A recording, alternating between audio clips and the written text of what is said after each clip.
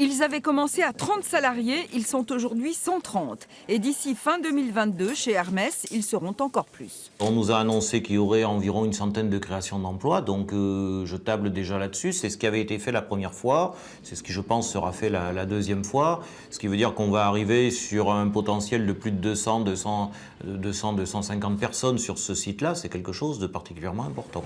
La communauté de communes consolidera ainsi la vocation cuir du bassin de Saint-Junien. Il y a eu ici des milliers de salariés qui vivaient de cette activité, ce n'est plus le cas. Alors aujourd'hui, les acteurs de la Cité du Cuir, en projet sur les bords de Vienne, se réjouissent.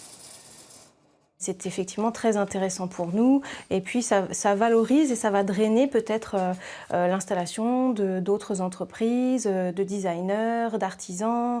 Le but, c'est de créer une sorte d'émulation, un territoire d'expérience autour de ces métiers du cuir. À la clé, une opération immobilière devrait se faire, un échange entre la Cité du Cuir et les actuels bâtiments d'Hermès. Si nous avions dû rénover le grand bâtiment où va aller la maison Hermès, on était sur un projet à hauteur de plus de 4 millions d'euros, rien que de rénovation sur la Cité du Cuir, en dehors de la scénographie. Là, on est sur, une fois que toutes les transactions seront finies, sur une somme bien inférieure, donc ce qui va nous réaliser des économies conséquentes sur le projet de Cité du Cuir.